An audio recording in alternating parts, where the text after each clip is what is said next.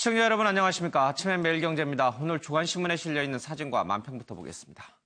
조선일보입니다. 상계동 아파트 단지 근처 수락산에서 큰 불이 났습니다. 지금 현재 많이 진화가 됐습니다만 어제 밤새 내내 상계동 주민들이 잠을 못 이루고 산불이 주택가로 내려올지 큰 걱정이었습니다. 잠시 뒤에 기자 연결해서 상황 알아보겠습니다.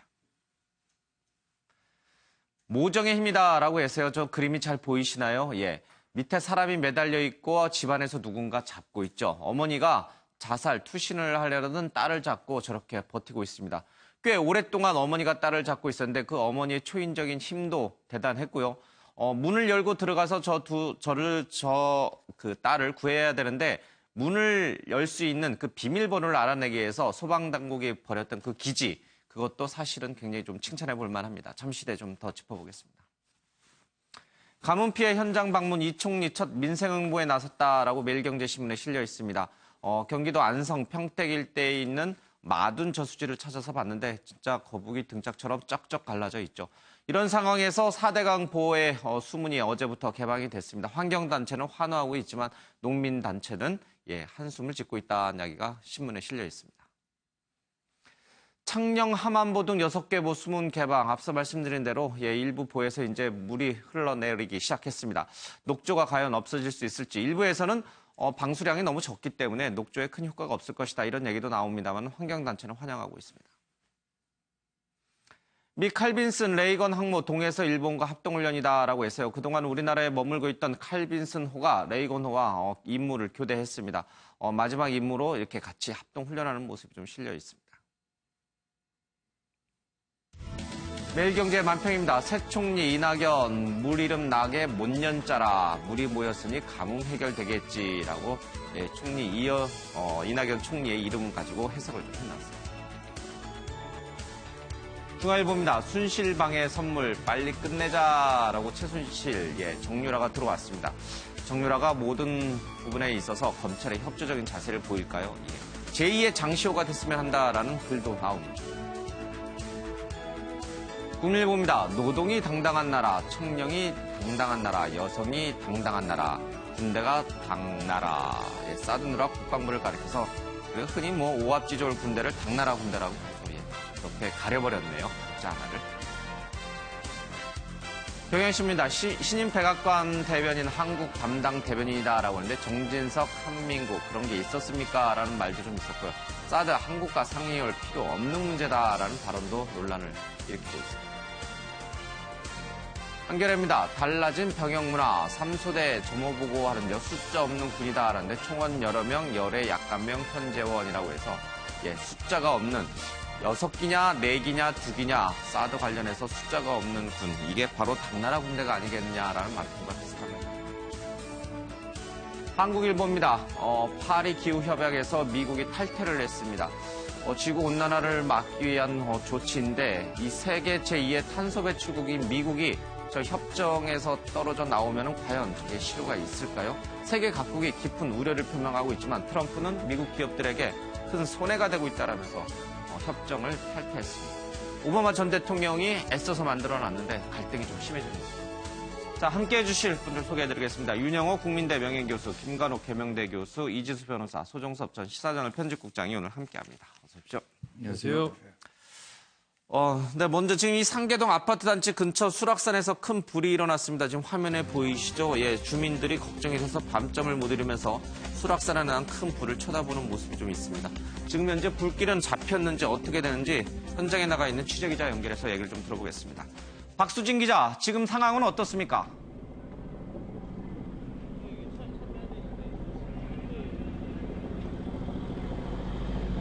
네, 수락산 산불 현장에 나와 있습니다. 다행히 큰 불은 잡혔고 인명피해도 없었지만 아직까지 잔불이 남아있는 상태입니다.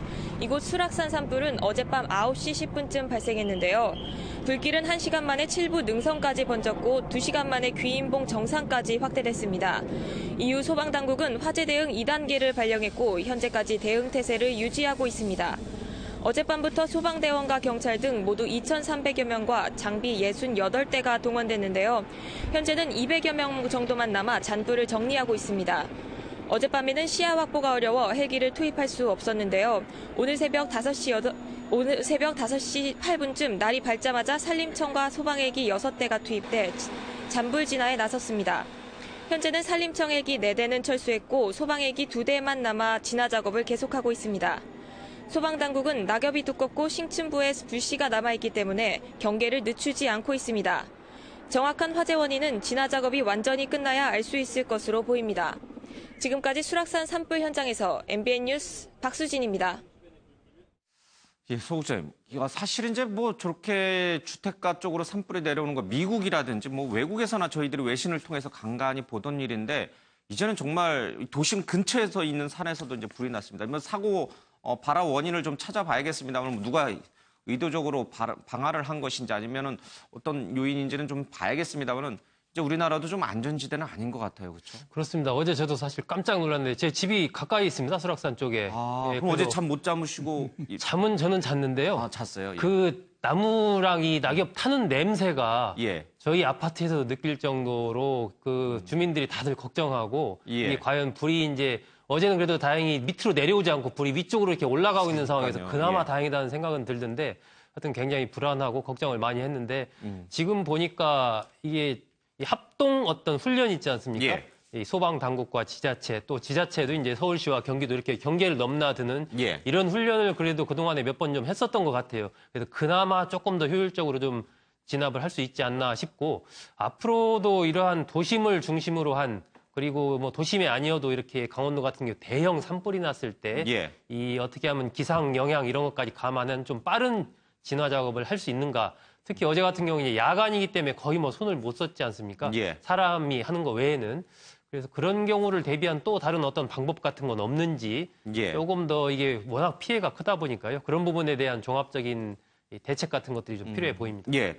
인명 피해도 없었고 이제 초기 진화도 잘 된 걸 보면은 이제 그런 훈련은 좀 잘 돼 있었던 것 같아요. 그나마 천만다행인데 사실 이제 한국 전쟁 이후에 폐허가 됐던 이 민둥산에다가 이제 나무 심기 작업이 이제 굉장히 산림 작업이 잘 진행이 되면서 이제 울창한 숲들이 많아졌어요. 근데 가뭄 때문에 이게 뭐 말라 있죠. 그런데 또 등산객은 또 많아졌죠. 그러니까 여러 가지 이제 산불도 우리에게는 큰 뭐랄까 이제 위험 요인이 됐다는 건 이제 인정을 해야 될 것 같아요. 그렇죠. 화재 요인이 굉장히 많아졌죠. 등산객도 많고 요즘에 이제 다이어트 한다, 뭐 운동한다 그래요. 등산 많이 하잖아요. 맞아요. 근데 예. 사실은 가뭄 때문에 이게 굉장히 말라 있기 때문에 조그만 거라도 이제 불씨가 나오면 확 불이 날 가능성이 매우 높아졌는데 예. 요번에 이제 제가 느낀 거는 대피 관련해서 이제 문자라든가 뭐 이런 것들이 아주 신속하게 오더라고요. 국민안전처요. 그렇죠. 예. 그리고 이제 며칠 전에 대구는 굉장히 더웠어요. 예. 그때도 이제 폭염 문자 예. 뭐 이런 대피하는 그런 문제들은 과거보다는 조금 빠르게 지금 좀 조치가 이루어지고 있지 않나 싶은데 어쨌든 말씀하신 대로 좀 더 체계적으로 국민들의 안전 관리 뭐 이런 걸 해야 되지 않나 싶습니다. 예. 얼마 전에 국민안전처가 이 재난 문자를 늦게 보내가지고 언론에 그냥 비판을 엄청 받았는데 정부가 바뀌어서 이제 좀 달라진 건가요? 좀 기대해 볼 만한가요? 예, 알겠습니다. 어쨌든 관계 기관이 모두 좀 총력 동원이 돼서 다행히 불길을 좀 잡았습니다. 빨리 이제 마지막 진화가 좀 다 이루어졌으면 좋겠습니다. 자, 사드 문제로 넘어오겠습니다. 미국 사드 논란 놀랍다. 한미동맹 균열 조짐을 보이고 있다라고 매일경제신문이 일면에서 보도하고 있습니다. 딕 더빈이라고요. 미국 민주당 상원 의원이 지난달 30일 문재인 대통령을 예방하고 한 언론과 인터뷰에서 우리는 어려운 예산 상황에 직면해 많은 프로그램을 삭감하고 있는데 한국이 사드를 원치 않는다면 우리는 무려 우리 돈 1조 300억 원에 정도 달하는 10억 달러 정도의 돈을 다른 곳에 쓸 수 있다. 쉽게 말하면은 미국민이 낸 세금을 가지고 왜 한국을 돕겠는가? 한국이 원치 않는데 이 돈을 미국민을 위해서 다른 곳으로 쓸 수도 있다라고 이제 그렇게 얘기를 했습니다. 이 발언이 논란이 되자 문 대통령을 예방한 자리에서 그런 얘기는 나오지 않았다라고 청와대는 적극 해명하고 있습니다. 하나 좀 더 보겠습니다. 한국 국민을 지키기 위한 사드인데 왜 이해 못하겠다는 미국의 반응이 좀 있습니다. 청와대의 기대와 달리 사드 보고 누락 파문은 국제 문제로까지 비화한 상태다. 한미 정상회담을 앞둔 시점에서 한미동맹의 적신호가 될 수 있다라고 얘기를 나오고 있습니다. 윤영호 교수님. 네. 그러니까 이런 말을 실제로 이 의원이 했는지 안 했는지는 뭐 좀 확인해 봐야 돼요. 청와대 쪽에서는 절대 그런 말이 없었다라고 분명히 얘기를 하고 있으니까. 그러나 미국 쪽 입장에서 보면 뭐 이해가 가는 대목이 있습니다. 한국민이 원치 않는데 왜 미국민의 세금을 한국에 10억 달러씩, 우리 돈 1조 300억 원씩 쓰겠는가. 실제로 미국이 걷어들일 가능성도 있는 건가요? 글쎄, 그러한 것보다는 이제 이 양쪽의 그 커뮤니케이션, 예. 그러한 의미에서 우리 국내 절차 사정에 대해서는 미국 측에서 상세히 알지 못하죠. 예. 우리가 미국의 의회가 어떻게 돌아가는지 뭐 속속들이 알지 못하는 예. 거나 마찬가지로. 그렇기 때문에 이제 우리 국내의 어떤 그런 절차상의 문제라든지 우리 그 사드가 결정될 때 직전까지 소위 산무라고 해서 뭐 계획도 없다, 잘 모른다, 뭐 이런 식으로 나가다가 갑자기 결정이 된 식으로 일반적으로는 그렇게 되어 있단 말이죠. 예. 내부적으로는 검토가 있었다 하더라도. 예. 그러니까 그러한 절차적인 과정을 좀 더 투명하게 해보고 거슬러 보자 하는 그런 국내 정치적인 차원의 예. 얘기를 그냥 미국 측에서 듣자면은 그 지금 더빈 의원이 얘기한 바 같이 그렇게 생각할 수가 있죠. 한국의 방어를 위해서 필요한 무기 체제를 한국에서 원하지 않는다는데 큰 돈을 들어서 1조 3천억에 10억 달러예요. 네, 예. 지금 현재 프로그램도 오히려 축소해야 되는 판인데 그러한 견해를 충분히 가질 수 있고 이것은 뭐 어떤 갈등의 문제라기보다는 그러한 설명을 하는 가운데 상호 이해할 수 있는 문제라고 생각이 되고 예.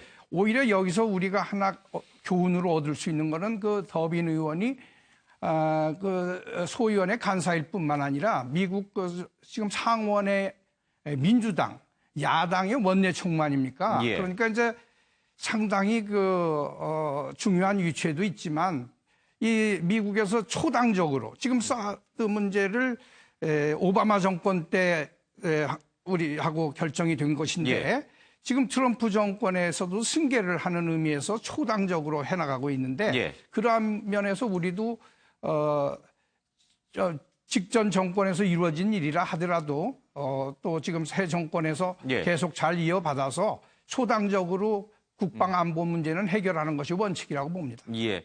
근데 사실 이 문제가 지난 대선 기간 때 TV 토론에서도 뭐 굉장히 민감한 사안으로 떠올랐고 지금 문재인 대통령이 당시 후보 시절에 이 10억 달러의 이 소요 비용 문제를 놓고 이것을 우리가 부담해야 되는 것이냐, 미국이 부담해야 되는 것이냐, 트럼프 대통령의 얘기가 달랐고 또 뭐 국가안보 보좌관의 얘기가 좀 달랐어요. 그게 굉장히 표면화된 거예요, 사실은. 이 10억 달러 비용에 대해서 우리는 절대 우리가 부담할 수 없다. 미국이 당신들이 부담해라라는 얘기인데 이런 반대 여론까지 있다면 미국 입장에서는 굳이 우리가 뭐 돈까지 내가면서 욕을 먹을 필요 있겠느냐. 이제 이 입장이어서 이 문 대통령이 이 부분에 대해서 기존 후보 시절에 갖고 있는 생각을 그대로 대통령이 된 이 시점에도 밀어붙이기 또는 관철시키기가 쉽지는 않을 것 같다는 생각도 좀 들어요. 사실 문재인 대통령께서 후보 시절에 했던 발언들을 보면은 양쪽을 다 열어놓은 상황입니다. 뭐냐면은 배치를 할 수도 있다, 배치를 철회시킬 수도 있다. 양쪽을 다 놓고 이제 그와 같은 협상 카드를 다 줬을 때 미국과 어떤 동등한 입장에서 협상을 할 수 있기 때문에 둘 다의 가능성을 열어놓고 하겠다라고 했고요.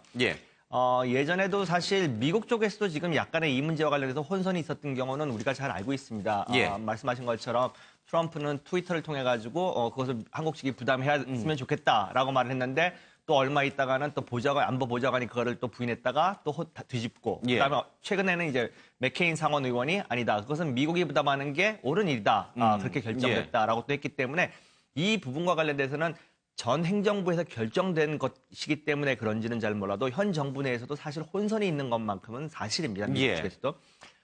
사실 그리고 이제 그 더빈 상원 의원이 방문했었을 때 청와대에서 어떤 이야기가 오갔는지는 뭐 알 수 없습니다만은 예전에 이제 구체적인 뭐 사람의 이름을 거명하기는 어렵지만 미국 측에서 생각보다는 이와 관련된 한국의 상황에 대한 정보가 많이 있지 않다라는 느낌을 받은 적이 있습니다. 예를 들어서 뭐 미국의 이와 관련된 일을 하신 분하고 이야기를 했었을 때 한국에서는 이 모든 것들이 순조롭게 받아들이고 있지 않느냐라는 그런 생각들을 갖고 있더라고요. 지금 사실 국민 여론을 봤을 때 사드 배치가 반대가 많은데 그런 부분에 대한 정보나 이런 것들이 많이 있지 않다 이런 인상을 받은 적이 있습니다. 알겠습니다. 그런데 사실 문재인 대통령이 사드 배치를 적극 반대한다 이렇게 볼 근거는 없어요. 이제 기사에 나와 있습니다만은 문재인 대통령이 더빈 의원을 만난 자리에서 무슨 얘기를 하냐면 사드 관련한 지시는 전적으로 국내적 조치라면서 기존 결정을 바꾸려는 것이 아니라고 강조를 했다 이런 대목이 나옵니다. 진상조사는 징계나 처벌을 위해서 하는 것이 아니다. 과정에 국민적 관심이 많으니 거기에 집중하라라고 문재인 대통령이 최근 관계자에게 지시했다고 합니다. 그러니까 문재인 대통령의 얘기는 사드를 걷어들이라는 얘기가 아니라 왜 이것이 대통령에게 제대로 보고되지 않고 은근슬쩍 반입이 됐고 이것이 배치가 진행이 되느냐 그 과정을 좀 조사해봐라. 그건 엄밀히 말하면 진짜 국내적 조치예요. 그렇죠? 그러니까 미국이 이거에 대해서 불쾌감을 표시할 이유가 하등의 이유가 없는 조치예요. 물론이죠. 예. 그런데 이제 불쾌감이라기보다는 예. 좀 궁금하다든지 의아해 할 수는 있겠죠. 예. 그런데 그러한 면을 완전히 분명하게 하기 위한 것이 다시 청와대 발표와 문 대통령의 지금 어나운서께서 말씀하신 그런 예. 내용입니다. 이것을 뭐 다시 재고려한다거나 처리한다는 그런 차원이 아니고 예. 그런데 그런 면에서 이제 전에부터 전략적 모호성이라는 말이 나왔었는데 저는 문 대통령이 이 문제를 다루는데 매우 잘하고 계시다고 봐요. 뭐냐 하면은 이제 중국이라는 다른 우리가 미국과 한국만의 문제가 아니라 중국 또 하나의 중요한 나라가 반대를 하니까 예.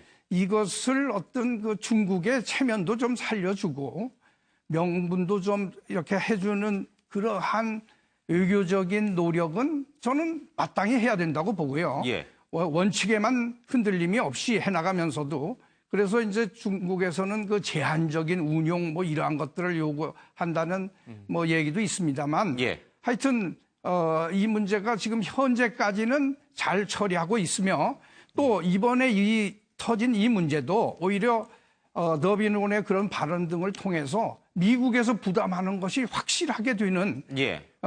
사실 트럼프 대통령은 되도록이면은 큰 소리 쳐가면서 좀 자기네 뭐 생색내고 싶어하는 이걸 거예요. 예. 이익을 추구하려고 하는 경향이 있지 않습니까? 그러니까 이번에 오히려 전화위복이라면은 이건 분명히 미국이 뭐 이렇게 부담해야 되는 것도 분명히 했고 해서 예. 잘 봉합하면 되리라고 생각합니다. 알겠습니다.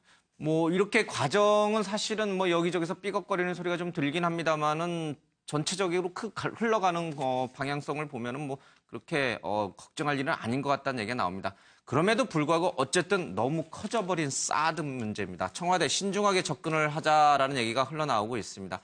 군 내부에서도 여러저런 불만의 목소리가 나오는데요. 할 말은 많지만 지금 언급하면 하극상 또는 실제 국기 문란처럼 비칠 수 있지 않겠느냐. 조용히 있어야 하지만 후배 군인들 사이에서는 한마디 해달라는 이야기가 나온다. 상관이 부하에게 보고를 제대로 받지 못했다면 다시 받거나 혹은 상관이 자신의 부족함을 탓하는 것이 군이다. 이렇게 내 장수이자 부하를 비판하는 것은 이해하기 어렵다라는 얘기를 하고 있습니다. 국회 관계자 얘기는 조금 다릅니다. 국방부가 관성적으로 자신들 입장에서 보고서를 작성한 것으로 보인다. 현 정부가 주목하는 사드 문제이기 때문에 자기 방어를 하려고 축소한 의도가 전혀 없다고 보지 않는다라고 얘기를 하고 있습니다. 하나 더 보겠습니다.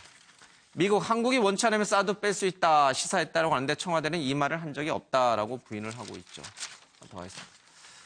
자, 사드 레이더 가동 중에 한국 국방장관 말에 문 대통령 놀랐다라고 하는데 청와대는요, 사드 가동이 멀었다 생각하고 미국과 중국의 외교 카드로 이 문제를 구상하고 있었는데 예상 밖의 빠른 운용에 당황한 듯 한민구 장관의 발언 2주 뒤에 문 대통령이 충격을 받았다는 얘기를 하고 있습니다. 여당 사드 특위는 청문회를 열겠다 이런 얘기도 하고 황교안 전 권한대행을 겨눌 수도 있다는 얘기를 하고 있습니다. 자, 이 문제와 관련해서 좀 청와대 또 국회 쪽의 얘기를 좀 들어보도록 하겠습니다. 국방부가 사기 추가 사실을 보고서에서 의도적으로 누락했음을 확인했습니다. 수차례 강독 과정에서 문구가 삭제됐다는 사실을 확인했습니다. 이 부분은 피조사자 모두가 인정하고 있습니다. 5월 26일 정의용 안보실장이 국방부 정책실장으로부터 보고를 받았으나 석연치 않은 점이 있었습니다. 이에 이상철 안보 1차장이 보고에 참석했던 관계자 1명을 자신의 사무실로 따로 불러 세부적 내용을 하나하나 확인하던 중 사기의 추가 반입 사실을 최초로 인지하였습니다. 이 1차장은 27일 이 같은 사실을 정의용 안보실장에게 보고했고 정 실장은 28일 한 식당에서 한민구 국방장관과 오찬을 하며 사드 4기 추가 반입되었다는데요 라고 물었으나 한 장관은 그런 게 있었습니까? 라고 반문했습니다. 정 실장은 29일 문재인 대통령께 보고를 했고 문 대통령은 실장이 그 사드 얘기를 드려왔다면서요라고 얘기를 했을 때 장관님께서 그런 일이 있었습니까라고 얘기를 하셨다고 이제 그 청와대에서 발표했는데 현재 이 일이 기본적으로 조사가 진행 중인 일이기 때문에 제가 그 개별적인 사안 하나하나에 대해서 가부와 이런 것들을 말씀드리는 것이 전체적인 상황을 정리하는데 도움이 되지 않을 것 같습니다. 다만 이 대화를 하다 보면 그 서로 관점이 차이가 날 수 있고 어떤 뉘앙스의 차이라든지 이런 데에서 그러한 차이점이 있다라고 이렇게 얘기가 되지 않나 그런 생각이 들고. 청와대에서 반입과 배치에 대해서 뉘앙스 차이가 있다고 하신 거 혹시 확인이 좀 되셨나요? 제가 그 문제에 대해서는 더 이상 말씀드리지 않겠습니다. 조사 결과를 지켜보겠습니다. 문서 수정 경위 좀 어떻게 되시나요? 죄송합니다. 그 일요일날 그 한민구 장관이 오찬하셨을 때그 한민구 장관이 제대로 답변하지 않았었는데 제가 들어가야 되는 모양인데요. 그 문제는 지금 아직 조사가 진행되고 있기 때문에 조사 결과를 좀 보시죠. 아마 금방 조사 결과가 나올 겁니다. 실장님 혹시 그 처음에 석연치 않은 점이 있어서 그 2차장한테 지시를 하셨다고 하셨나요? 글쎄요. 그 모든 것은 좀 조사가 진행되고 있으니까 조금 좀 지켜보시면 될 것 같습니다. 예, 이제 서로 약간의 이제 입장 차이가 있는 것 같습니다. 한민구 국방장관은 청와대 조사에서 사실과 다르다 얘기를 좀 했는데, 뭐 뉘앙스의 차이다 이런 얘기도 좀 했습니다. 글쎄, 의도적으로 누락을 시킨 것일까? 아니면은 정말 너무나 당연하고 너무나 익히 알려졌던 일이기 때문에 그 정도는 뭐 이미 다 알고 있겠지 싶어서 넘어간 것인가? 글쎄, 이게 보기에 따라서는 굉장히 좀 같은 사안이지만 달리 해석할 수 있는 여지가 충분히 있는 것 같습니다. 지금 사드 문제가 두 축입니다. 이제 국방부가 축소해서 보고를 했느냐, 보고하지 않았느냐 그 문제하고 이제 더빈 상원 의원 두 축인데 지금 국방부의 이제 보고 누락 문제는 사실은 이건 굉장히 중대한 일이죠. 공무원의 역할이란 것은 보고하고 결정받은 거 집행하는 것인데 기본적으로 보고를 안 했다는 것은 직무유기인 것이고 국기문란, 특히나 사드는 지금 뭐 주변 강국들이 다 관심을 갖고 굉장히 국제적 이슈인데 이 부분을 대통령이 보고 안 했다는 것은 엄청난 일이고 이것이 이제 너무 일파만파 커지면 외교적으로도 나쁜 거 아니냐 뭐 이런 얘기까지 나오는데 사실은 그게 아니죠. 문제는 이거를 제대로 조사하지 않으면 다시 재발할 수 있는 그런 소지가 있기 때문에 이번에 조사를 철저히 해야 되는 것이고 미국 같은 경우도 지금 뭐 러시아 게이트가 있지 않습니까? 러시아 분명히 존재하면서도 거기에 이제 영향이 갈 줄 알면서도 조사를 하잖아요. 이런 것들은 사실은 이번에 특히나 국방부에 대한 조사는 철저하게 이루어져야 되는 부분이고 그다음에 이제 또 더빈 상원 의원 문제는 저는 이렇게 생각합니다. 기본적으로 이것이 절차의 문제거든요. 한국에도 절차가 분명히 있고 미국이 뭐 이걸 주는데 그냥 받지 않으면 안 되는 것이냐. 사실 뭐 주권이 있는 국가 쪽에서 환경 영향 평가라든가 뭐 국회 동의라든가 뭐 여러 가지 문제가 있는데 이것들을 기본적으로 그냥 받아야 된다는 것은 한국 정부에서도 수용하기 좀 어려운 측면이 있는 것이죠. 그래서 이런 부분은 조금 시간을 갖고 한국의 절차를 따라야 되는 것이다라고 생각합니다. 그러니까 이게 지금 한민구 장관이 이제 예정대로 해외 이제 일정도 소화를 하는 걸 보면은 문 대통령의 이번 사드 관련된 지시가 문책을 위한 지시는 아니었던 것 같아요. 만약 문책했으면 바로 이제 한민구 국방장관의 직무가 정지됐겠죠. 아니면 뭐 사표를 받았거나 그랬을 텐데 그걸 아닌 걸 보면은 이제 약간 진상조사 과정에서의 여러 가지 좀 문제를 좀 한번 짚어보자 이런 맥락이 아마 대통령 지시였던 것 같습니다. 어쨌든 청와대로서는 이 사드 문제를 중국과 미국과의 외교에서 이 뭔가 카드로서 좀 쓸 수 있는 여지가 분명히 있었는데 이게 갑자기 이제 전격적으로 배치가 돼버리고 또 이제 실제로 운영이 된다면은 그 카드가 사라져 버리는 거잖아요. 예. 예. 사드와 관련돼 가지고는 좀 우리가 큰 그림을 볼 필요가 있다고 생각합니다. 사실 4월 말에 선거가 있기 며칠 전부터 급속도로 속도를 내고 배치가 되고 있다는 인상을 아마 많은 국민들이 받았을 겁니다.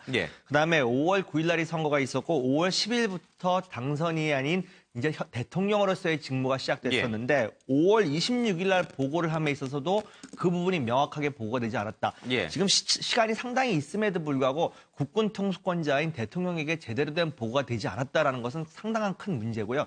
지금 우리가 이것을 가볍게 생각할 수 없는 상황이라는 게 늘 이제 보면은 군은 대비 태세를 갖춰야 되는 상황에서 이렇게 국군 통수권자에게 사드 문제라는 게 지난 선거 기간 동안에 얼마나 큰 이슈였습니까? 어떻게 보면은 상식적으로 생각을 하더라도 이거는 대통령이 되신 분이 가장 큰 관심을 가질 수 있는 분야이기 때문에 일부러라도 부각을 해서 보고를 해야 될 부분을 갖다가 뭐 지금 이야기된 바에 의하면 실무자는 보고서에 썼는데 그 부분이 올라가는 과정 중에 지금 누락이 됐다라는 것은 글쎄요, 상식적인 측면에서 봤었을 때도 이런 일들이 일어날 수 있는지 이거에 대해서 국민들은 아마 많은 의구심을 가지고 있는 것 같습니다. 알겠습니다.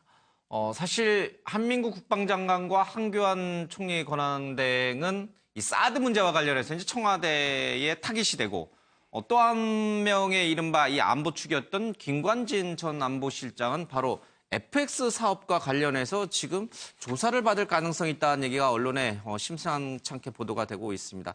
7조 3천 원의 예산이 투입돼서 차세대 전투기 사업, FX 사업인데요. 애초에는 F-15SE가 최종 승인 직전에 탈락을 했는데 원래 최종 승인을 받을 예정인데 이게 탈락하고 F-35A 스텔스 전투기가 됐습니다. 이 과정에서 김관진 당시 국방장관이 정무적 판단을 두고 이것을 밀어붙였다는 얘기가 흘러나옵니다. 자, 황교안, 한민국 그리고 또 한 명의 축이었던 김관진 전 실장까지 새 정부가 들어서면서 이른바 국방 안보 라인에 색깔을 달리하는 색채가 다른 전직 이 핵심 요인들에 대해서 이런 식의 얘기가 나오는 거 이게 일종의 정치 보복 아니냐? 또 이렇게 보시는 분들이 또 일부 있는 것 같아요. 사실일까요?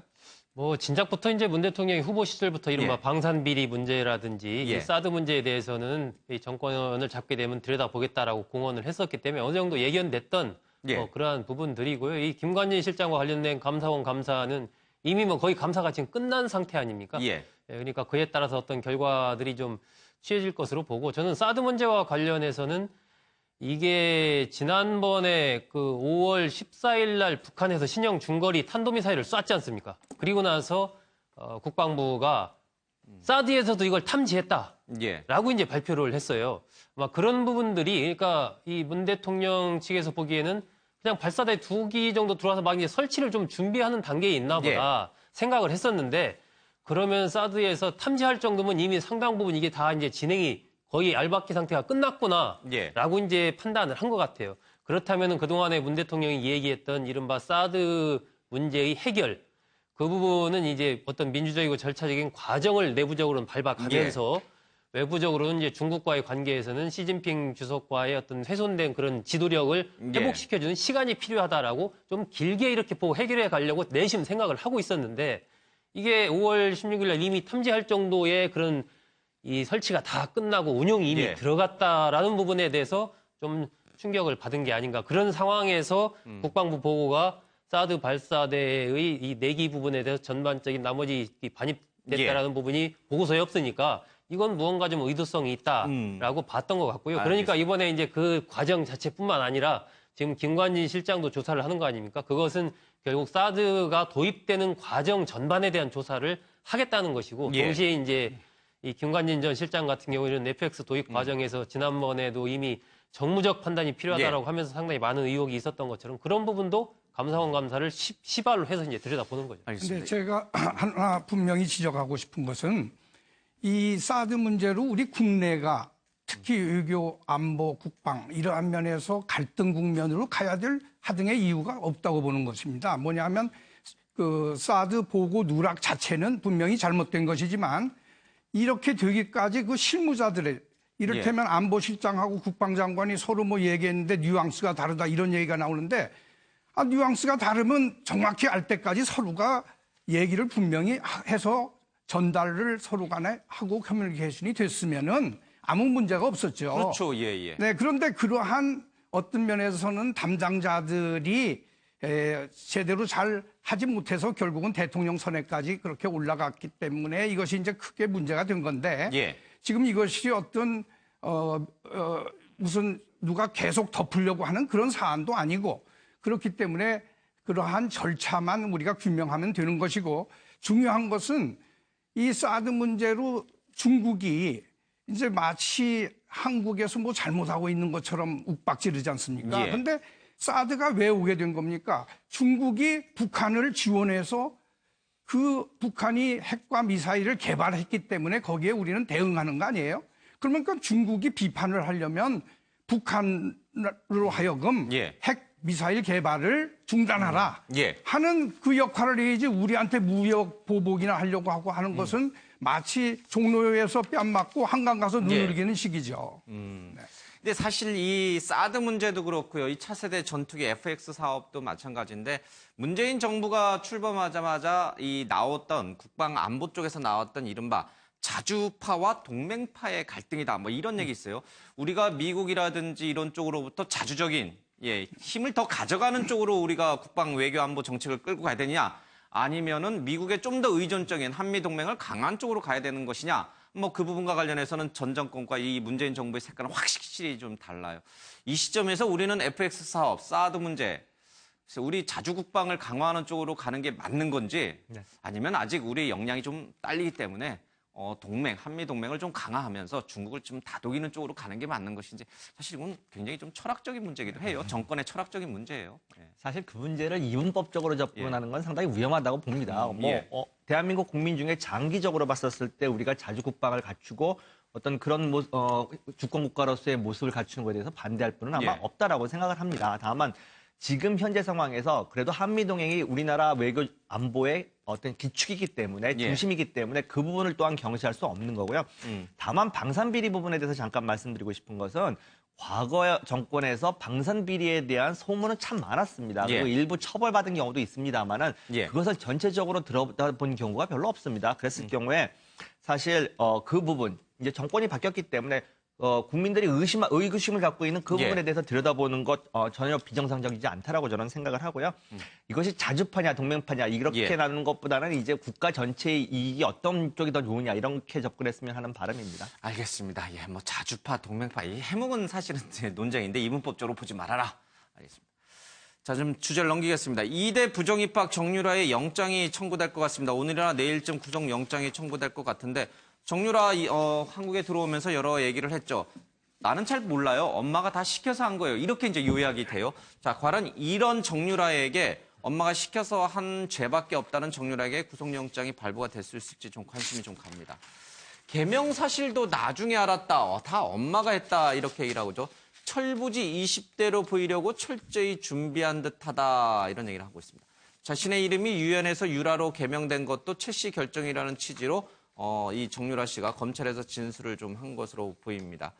그러니까 도망 다닌 게 아니라 엄마가 가 있으라고 해서 넘어갔을 뿐이다 이런 얘기를 하고요. 엄마가 대학을 가라고 해서 간 것이고 메달을 갖고 가라고 해서 간 것이고 나는 잘 모른다. 엄마와 또 박 전 대통령 간의 관계에 대해서는 전혀 모른다 이런 얘기를 하고 있습니다. 이것만 놓고 보면 이 정유라 씨는 정말 딱 철부지 20대로밖에 보이지가 않아요. 근데 이게 고도의 재판 전략이다. 이렇게 또 해석하시는 분들도 나옵니다. 정유라 씨의 얘기 먼저 들어보겠습니다. 덴마크에서 그동안 오래 버텼는데 귀국 결심한 이유는 뭡니까?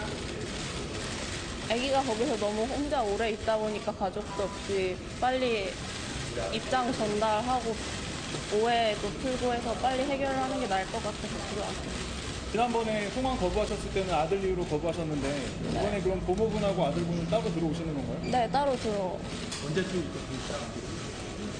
제가 아들 입국 날짜는 별로 말하고 싶지 않습니다.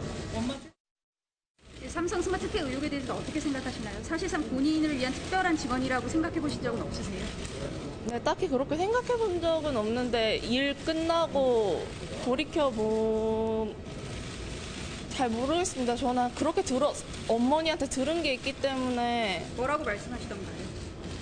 삼성전자 승마단이 또 승마 지원하는데 그중에 6명 지원하는 중에 1명이다라고 말씀을 하셔서 저는 그런 줄로만 알았어요.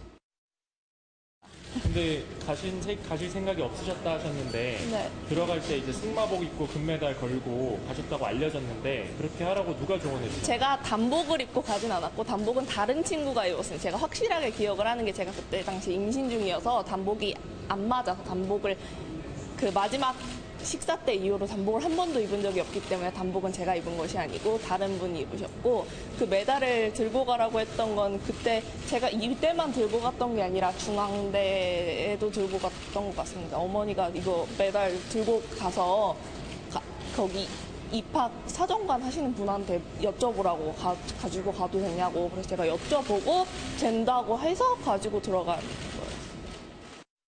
이화여대 그 입학부터 뭐 학점 그다음에 출석까지 특혜가 있었다고 조사돼서 입학 취소도 되셨는데 인정하시나요? 네, 저는 학교를 안 갔기 때문에 입학 취소는 당연히 인정을 하고요. 저는 제 전공이 뭔지도 사실 잘 모르고 저는 한 번도 대학교에 가고 싶어 한 적이 없었기 때문에 저는 입학 취소에 대한 거에 대해서는 드릴 말씀이 없고 죄송합니다. 근데 현지에서 생활하시는 고모분하고 아들분은 그 체류 비용을 어떻게 해결하시는 거죠? 그건 제가 모릅니다. 저는 계속 안에만 있어서 아기만 일주일에 몇 번. 본인의 변호사 비용도 포함해서 현지 체류 비용은 분명히 들어가는 부분이 있을 텐데요. 네. 그 내용에 대해서 전혀 모르시나요? 전혀 모릅니다.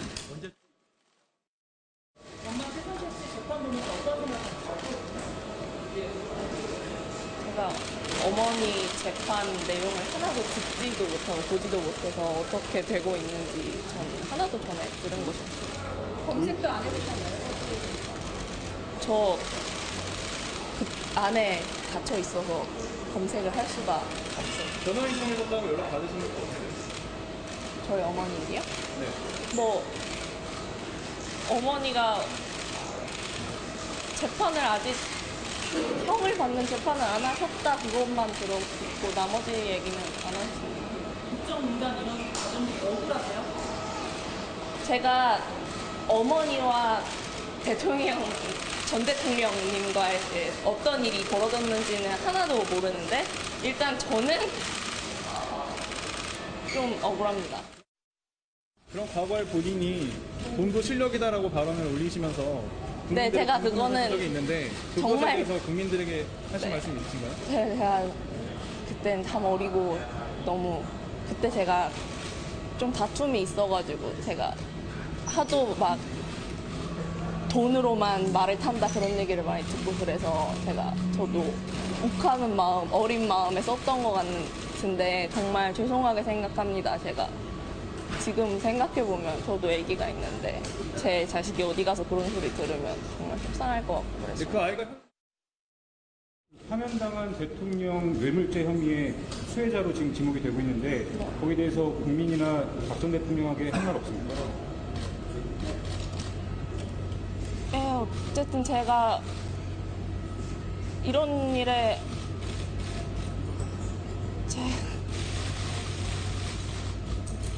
네, 딱히 드릴 말씀은 없고 저도 지금 상당히 어떻게 해야 할지를 모르겠습니다. 제가 모든 특혜를 받았다고 하는데 사실 아는 사실이 별로 없기 때문에 저도 계속 이거를 퍼즐을 맞추고 있는데도 사실 잘 연결되는 게 없을 때도 있습니다. 저도. 예, 정유라의 얘기만 쭉 들어보면은 다 엄마가 시켜서 한 거고 나는 잘 모른다. 국정농단 이런 거 잘 모른다. 이제 이렇게 나와요.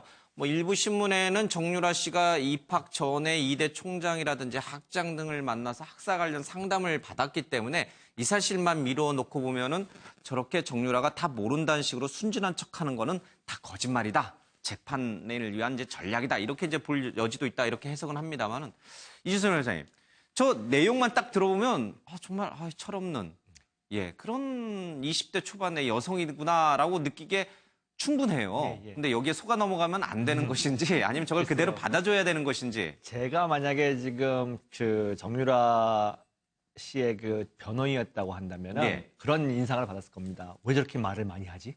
그런 인상을 받았을 겁니다. 왜냐면은 아직 정유라 씨는 사회 경험도 많지 않고 또 검찰이나 이제 조사를 받는 과정 중에 그들이 하는 질문에 대해 어떻게 적절하게 법적인 거를 고려해가면서 대답을 해야 될지가 전혀 훈련이 안 된 상황인데 예. 지금 말하고 있는 것 자체가 이미 다 단서가 될 수 있는 상황입니다. 그렇기 때문에 변호사 입장에서는 말을 하지 말라고 분명히 말을 했을 텐데 너무 많은 이야기를 하고 있다는 거에 대해서 한번 놀랐을 것 같고요. 예. 분명한 거는 아마 어떤 내부적인 소통이 있었던 것 같습니다. 모든 건 엄마한테 돌려라. 일단 모든 법적인 거 뭐 그런 거 상관없이 예. 모르겠는 건 다 엄마가 시켰다. 자기는 마치 로봇처럼 움직인 것처럼 해라. 예. 이런 식의 아마 그 소통은 있지 않았나라는 추측을 해볼 정도의 대목들이 몇 군데 있는 것 같고요.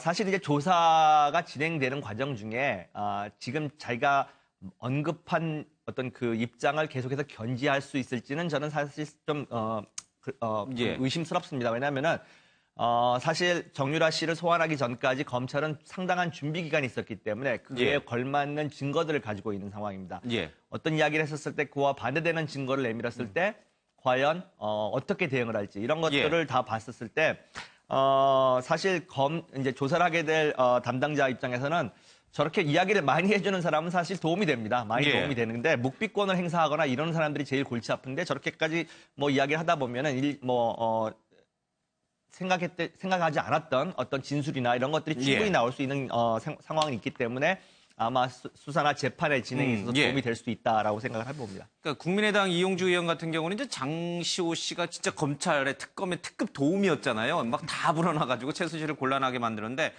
아무리 엄마인 최순실이지만 정유라의 저런 성격을 봤을 때는 엄마에게 불리한 증언도 다 검찰에 털어놓을 것이다. 정말 특급 도우미가 될 것이다. 이런 이제 예상도 좀 가능합니다. 되게 호송차에 타는 것도 씩씩하게 타고 뭐 전혀 꺼리낌이 없어요. 그렇죠. 뭐 처음에 뭘 잘못했는지 모르고 있는 것 같다는 인상마저 줘요. 근데 이제 실제로 아까 말씀하신 대로 그게 정말 그런 것인지 예. 아니면 의도적으로 그렇게 한 것인지는 조금 더 두고 봐야 되죠. 어제 예. 이제 검찰 관계자 멘트 나온 거 보면은 예행 연습을 한 티가 뭐 팍팍 났다 이렇게까지 얘기를 하는 걸로 봐서는 예행 연습. 무언가 좀 사전에 여러 가지 준비를 한 것이 아닌가 싶고 아까 이제 정유라 씨의 얘기 중에서도 퍼즐이라는 얘기가 나왔지 않습니까? 예. 퍼즐을 맞춰보고 있는데 어떤 때는 잘 안 맞춰지는 것도 있다. 예. 저 얘기는 그러니까 본인도 거기 있으면서 이번 사건과 관련된 본인의 혐의와 관련된 여러 가지 부분에 대해서 그런 조각조각들을 맞춰보는 그런 것들을 많이 했다는 얘기죠. 그리고 일부 이제 방송사의 보도도 있지만 지난달 5일 날 그쪽 현지에서 이 한국에서 건너간 변호사와 만났다는 거 아닙니까? 그러면은 한국으로 갔을 때 기본적인 태도를 예를 들면 모든 것은 다 엄마가 했다라는 기본 그 관점을 유지를 해라. 또 뭐 이건 이렇게 답변해라. 어느 정도 그러한 부분에 대해서 사전에 변호사의 조언을 받았을 가능성이 굉장히 높은 거죠. 그랬을 때 이제 검찰이 이 정유라 씨를 어떻게 하면 의미 있는 진술을 끌어내는가는 결국 이 독일 검찰에서 진행했던 여러 가지 조사 자료 그리고 최순실 씨라든지 노승일 전 부장이라든지 또 박원호 전 승마협회 전무 뭐 박상진 전 삼성물산 사장 이런 사람들이 그동안에 관련된 진술을 많이 한 부분이 있지 않습니까? 그런 부분을 가지고 이제 날카롭게 추궁을 해 들어가면 또 새로운 어떤 진술을 확보할 수도 있을 것 같습니다. 알겠습니다. 오늘 내지는 내일쯤에 구속영장이 아마 청구될 것 같은데 이 구속영장이 발부되는지 아니면 기각될지에 따라서도 이 정유라 씨 재판 또 이 최순실 박근혜 전 대통령까지 영향을 좀 많이 줄 것 같다는 생각이 좀 듭니다. 박근혜 전 대통령이 미르 K스포츠 설립 명시적으로 지시한 적 없다라고 주장을 좀 하고 있습니다. 유영하 변호사 얘기인데 최상목 전 청와대 비서관 얘기는 좀 다릅니다. 재단법인이든 사단법인이든 설립해보라라고 했다고 증언을 하고 있는데 그렇다면 이 얘기를 누가 한 것인가? 안전수석이 한 것인가? 아니면 박 전 대통령의 지시를 받은 안전수석이 아닌가? 박 전 대통령의 지시가 있었냐? 아니면 안종범 전 수석의 독자적인 지시냐? 뭐 이 부분과 관련해서 좀 논란이 양쪽의 입장이 좀 다릅니다.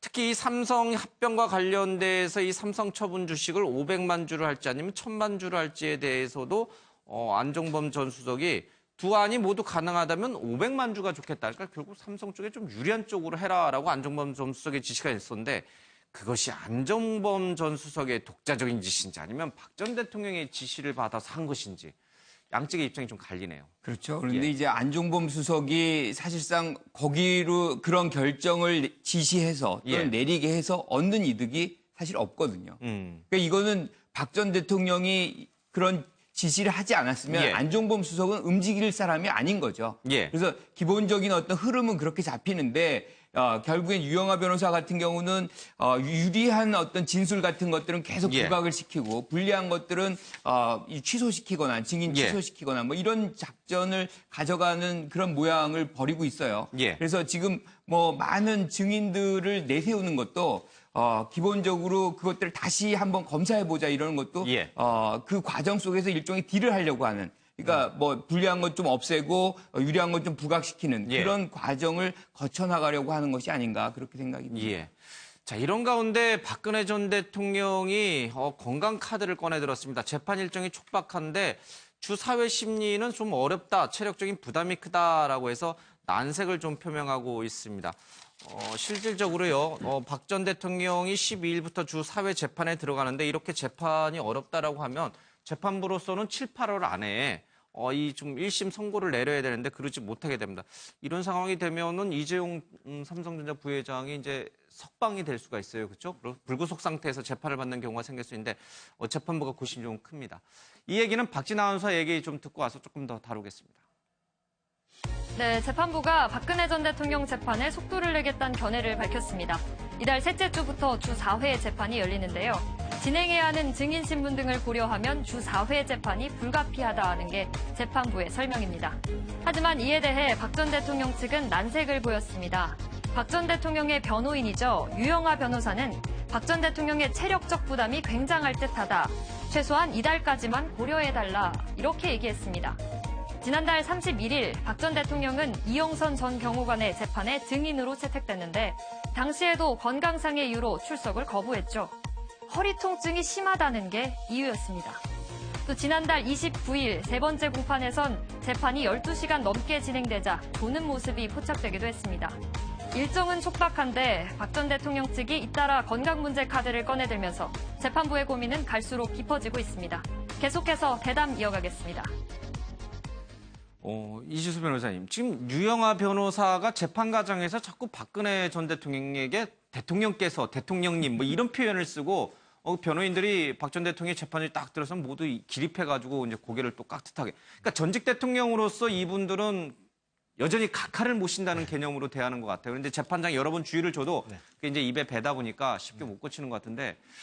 건강상의 이유로 4번 못 나가겠다는 것도 그렇고 유영하 변호인이 대통령께서 대통령님이라고 발언하는 것도 그렇고 변호인들이 벌떡벌떡 일어서는 것도 그렇고 아직 전직 대통령으로서 저희들이 이렇게 좀 예의를 갖춰야 돼요. 재판부도 뭐 피곤하다고 하니까 좀 적게 불러야 되는 건가요? 주 4회 이렇게 부르지 말고 이렇게 다 봐줘야 되는 건가요? 글쎄요. 지금 분명히 법적인 전 박근혜 전 대통령의 신분은 피고인의 신분입니다. 피고인에 대해서 법에 따라 사실은 재판부는 재판을 운영할 책임과 있는 겁니다. 예를 들어서 지금 시한이 구속 상태 때문에 시한을 맞춰야 할 상황이 있다면은 사실 사회에 충분히 과거에도 그런 사례들이 많이 있습니다. 결코 전직 대통령이기 때문에 법의 원칙까지 벗어나면서까지 그런 식의 예우를 할 필요는 없고 또 해서도 안 된다라고 생각합니다. 우리가 흔히 말하는 게 법 앞에 만인은 평등하다라는 이야기를 하면서 이런 식의 어떤 그 대처를 하는 것은 제가 볼 때는 박근혜 전 대통령의 변호인단도 별로 그렇게 국민들의 어떤 호응을 얻기는 어려울 거라고 생각을 합니다. 다만 이러한 것들이 전략적으로 지금 이용되고 있는 것은 누구나 다 아는 상황입니다. 어떻게든지 재판을 좀 지연을 시켜가지고 구속 상태가 아니라 좀 풀려난 상태에서 재판을 받았으면 하는 그런 전략이라는 건 누구나 다 뻔히 보이는데 그것을 재판부가 수용해야 할 하등의 이유가 없습니다. 근데 강제 구인 포기했잖아요. 그러니까 그런 식으로 재판부는 지금 계속해서 법을 그러니까 정해진 절차에 따라서 하면 되는 건데 이거를 자꾸 무리하게 건강상의 제가 볼 때는 한 가지 예상을 한다면 조금 있다 보면은 병보석 신청도 할 것 같습니다. 예를 들면 병보석 신청도 한다. 이게 이런 식으로 지금 건강상의 문제가 있다. 이거 과거에 많이 우리가 흔히 보던 그런 상황들 아닙니까? 근데 그렇게 지금 국민들이 보는 눈이 있고 이걸 매일같이 언론에서 지금 이렇게 보도를 하고 있는 상황에서 과연 그런 모습들이 좋을지 잘 모르겠고요. 방금도 지적하셨습니다만은 지금 아직도 이 사람들 머릿속에는 전직 대통령에 대한 예우 내지는 뭐 전에 관련했던 관계 이것만 생각을 하는데 그러면은 대한민국 법 체계 자체가 지금 많이 무시가 되는 상황입니다. 헌법재판소에서 파면을 받은 전직 대통령에 대해서 그렇게까지 과연 예우를 갖춰야 되는지 이것들 다시 한번 좀 생각해 봐야 될 거라고 생각합니다. 그러니까 진짜 아파가지고 이제 너무 체력적으로 부담이 돼서 4번 정도 주 사회 재판을 못 받겠다 하면 그건 진짜 사실 인권적인 측면에서 수용할 법도 하죠. 그게 맞다면은. 그러나 그것이 아니라 어떤 재판 전략에 의해서 이제 석방을 노리기 위한 것이라든지 여러 가지 이해에서 저렇게 나온다면 재판부가 그거를 판단을 해서 안 된다. 진짜 4번 해야 된다. 우리가 당신들 피의자 입장 생각하면서 재판하느냐. 이렇게 강하게 나간다든가.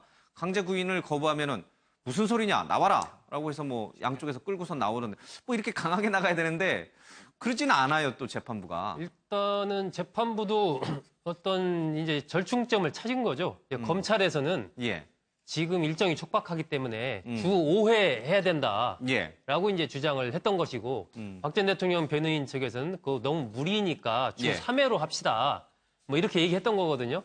그러니까 거기서 재판부가 안 된다. 그건 일정상으로 3회는 너무 부족하기 때문에 최소한 주 4회는 해야 된다. 그래서 주 4회로 하기로 이제 결정을 한 거예요. 그러니까 박 전 대통령 변호인 측에서는 그러면 지금 건강에 좀 문제가 있으니까 6월 달 지나서 7월부터 주 4회로 하면 어떻겠습니까? 또 이렇게 이제 한 거죠. 그러니까 재판부는 그건 어렵다. 당장 12일부터 무조건 주 4회씩 진행을 하겠다. 이제 그렇게 이제 결론을 낸 거기 때문에 지금 현재 일정상으로 본다면 주 4회 한다고 해도 제가 보기엔 굉장히 촉박합니다. 지금 10월 16일이 구속 이제 만료 기간이지 않습니까? 그 안에 이 쟁점들이 워낙 많고 지금 증인만 해도 수백 명이란 말입니다. 이 사람들 다 심리하고 하려면 주 4회씩 한다고 해도 굉장히 촉박한 일정이기 때문에 아마 재판부도 그런 일정을 잘 알기 때문에 7월부터는 받아들일 수 없고 6월 12일부터는 무조건 주 4회씩 해야 된다. 이렇게 결정을 한 것 같습니다. 본인 재판도 여러 번 있습니다만은 최순실이라든지 안종범 또 이영선 행정관은 이 주변 인물에 대한 또 재판의 증인으로도 또 출석해야 되거든요. 이 건강 카드를 꺼내들면은 재판부도 상당히 좀 애로사항이 생기겠어요. 쉽지 않은 문제인 것 같습니다. 자, 잠시만요. 우리 정치권 소식으로 좀 가도록 하겠습니다. 3주 만에 허니문 끝 인사청문회 추경 놓고 금가능협치다라고 해서 이낙연 총리가 이제 각 당을 방문해서 허리를 90도 속이면서 협조를 요청하고 있는데 한국당은 문전 박대를 좀 했고요. 그리고 사실 다른 정당, 야당들도 허니문 끝이다라는 얘기를 하고 있습니다. 일제히 김상조와 강경화는 낙마시키겠다는 입장까지 좀 펴고 있습니다. 이와 관련해서요. 저희 바른정당의 김용태 의원 전화로 연결해서 얘기를 좀 들어보도록 하겠습니다. 안녕하십니까, 의원님? 안녕하십니까, 김용태입니다. 예. 자, 이낙연 총리가 어제 당을 예방했죠? 예, 그렇습니다. 예. 잘 좀 부탁드린다라고 이제 간곡히 부탁을 했는데 당장 이 김상조, 강경화 총리 후보자에 대해서 바른정당의 입장은 뭡니까?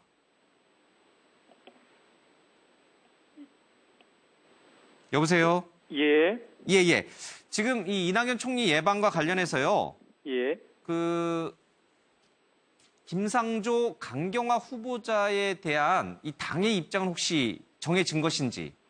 예, 일단 김상조 우리 후보자는 다른 부처하고는 비교할 수 없을 정도로 이 도덕적 정당성이 강조되는 공정위 수장 후보자 아닙니까? 근데 지금 이제 여러 가지 지금 제기된 의혹들은 과연 우리 김상조 우리 후보자가 전문성이 있다는 건 인정합니다, 당연히.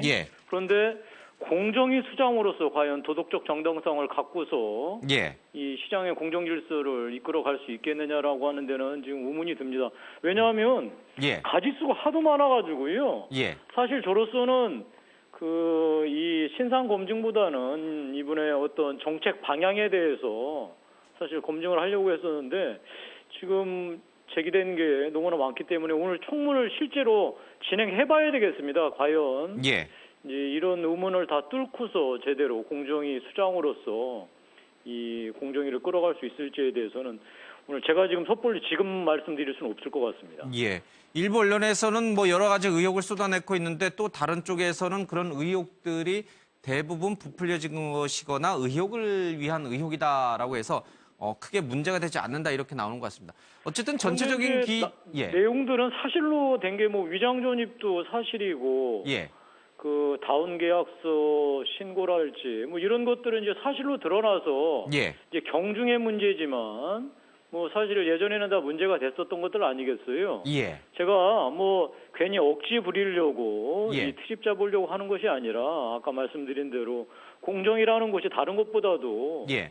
어떤 이 수장의 도덕적 정당성이 매우 중요하거든요. 예. 그리고 본인 스스로 지금 공언하는 바대로 그 재벌 개혁을 하겠다는 거 아니겠습니까? 예. 근데 그 수장으로서 이 도덕적 정당성이 일조 의심을 받으면 제대로 이런 일을 수행할 수 있겠습니까? 하여튼 우리 국민들께서도 오늘 청문회 과정을 잘 지켜보셔서요. 예. 하여튼 이분께서 그 제대로 우리 공정위를 끌어갈 수 있을지에 대해서 같이 국회와 검증을 같이 해나가는 게 좋을 것 같습니다. 예.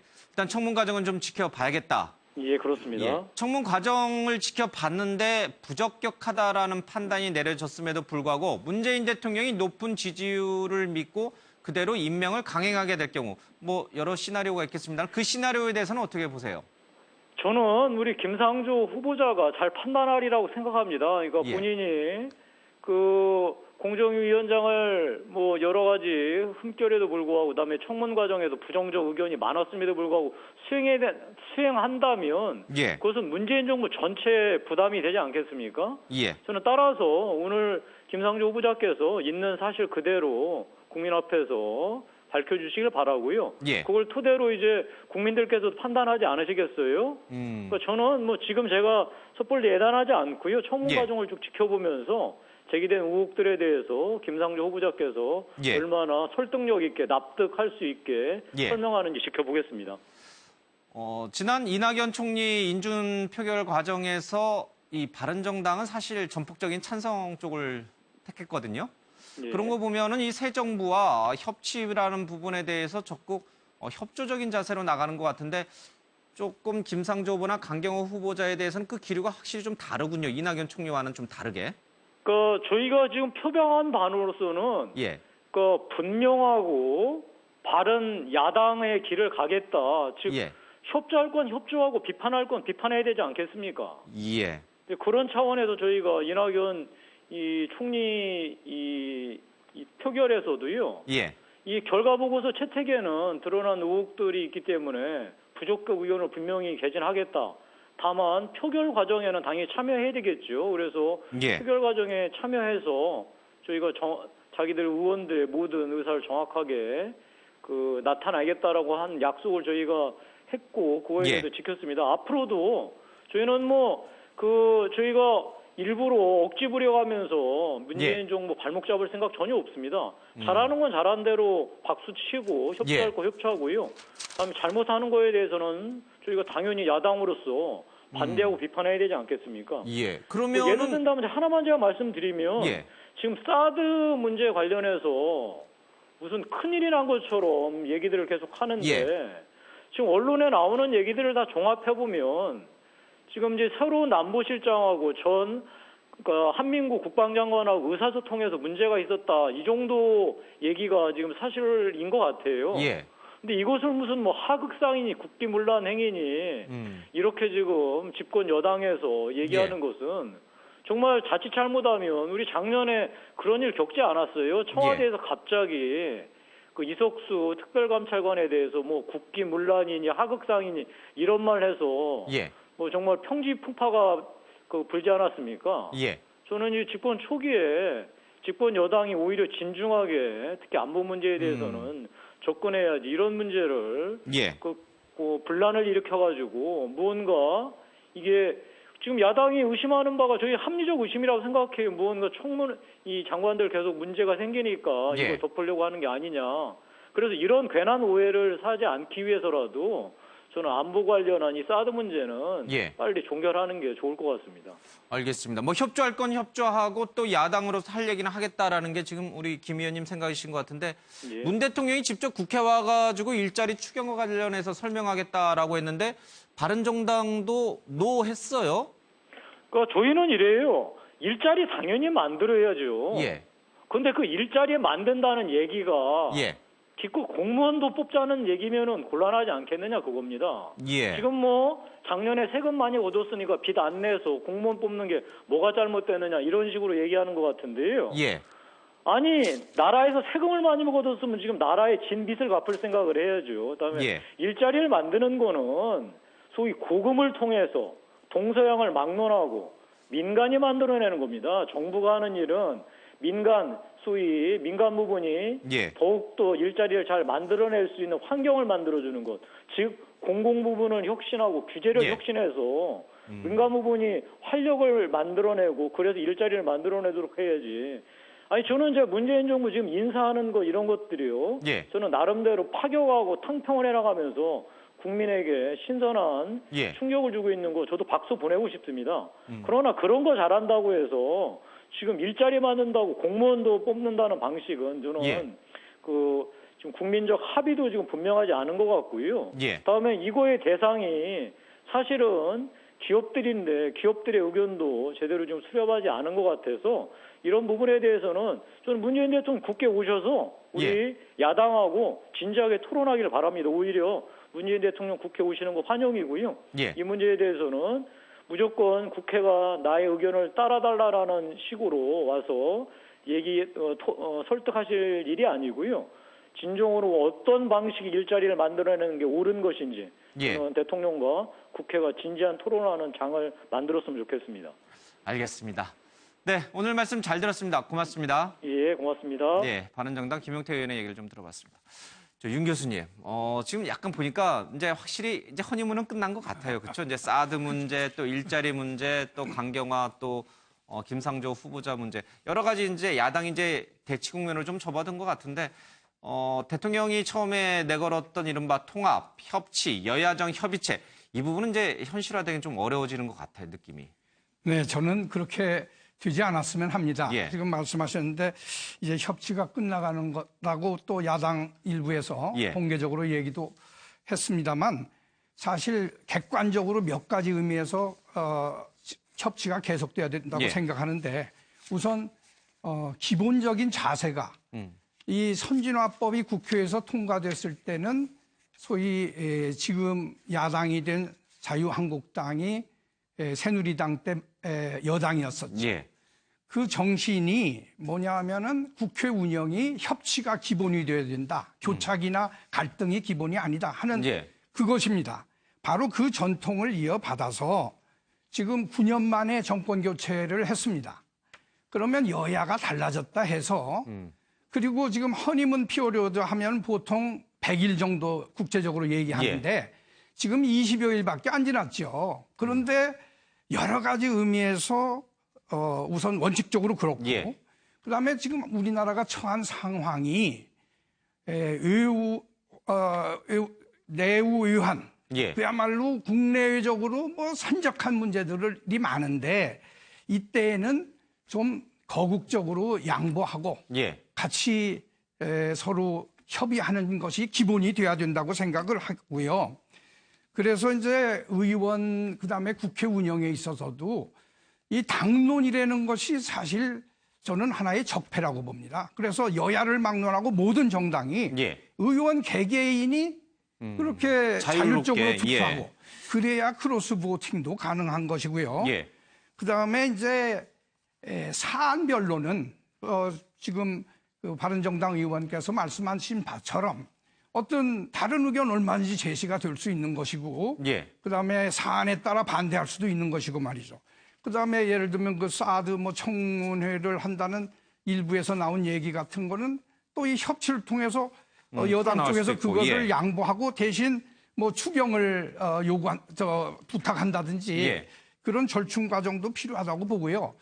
다만 마지막으로 하나 강조하고 싶은 것은 대통령이 의회에 국회에 오지 않아서 걱정이지 와서 설명을 하겠다는데 얘기를 한다는 것은 국회를 그만큼 존중한다는 얘기고 정치의 중심이 국회라는 것을 인정하는 의미이기 때문에 오는 것 자체를 막는다는 것보다 다른 의견이라도 충분히 듣고 그다음에 가서 반대할 거 있으면 반대하면 되는 거 아니겠습니까? 네. 알겠습니다. 그 앞서 강경화 김상조 후보자 얘기를 했는데 이게 야당 의원들은 하자가 많다. 스스로 거취를 결정할 정도로 큰 하자가 있다라고 보는 것 같고 여당 의원들은 그 정도는 그렇게 큰 하자가 아니다라고 보는 것 같아요. 만약에 정말 인사청문회가 끝났는데 야당은 그런 입장을 굽히지 않는 상황에서 문재인 대통령이 높은 지지율을 근거로 임명을 강행했을 경우 할까요? 뭐 그것부터 이제 따져봐야겠습니다. 할 가능성이 있습니까? 그렇게 강행하기는 부담이 너무 크죠. 그럴 것이다. 예, 문 대통령으로서는 향후에 이제 본격적으로 이른바 협치의 핵심은 결국 법안을 통과시켜야 되는 거 아니겠습니까? 여러 가지. 그런데 야권에서 강하게 반대하는 그러한 장관 후보자에 대해서 그대로 임명을 강행한다면 그 뒤에 이제 그런 협치의 실질적인 내용을 가져가기 어렵기 때문에 그건 쉽지 않은 일이죠. 그렇다고 낙마시키면요. 집권 초기 내각인데 이 국정 운영 동력이 떨어지는 거 아닙니까? 그래서 좀 전에 그 김용태 의원의 입장을 듣고 저는 상당히 희망이 있다라고 생각을 했습니다. 예전에 얼마 전까지는 저는 뭐 바른정당이나 자유한국당은 당론으로서 두 사람을 꼭 낙마시키겠다라는 입장일 줄 알았는데 지금 전화 인터뷰 하셨을 때 김용태 의원 같은 경우 청문회 과정을 지켜보고 아직까지는 어떤 미리 마음을 정한 상태가 아니라는 거에 대해서 상당히 저는 긍정적이라고 보고요. 아마 여당 역시 마찬가지고 청와대 역시 마찬가지일 거라고 생각을 합니다.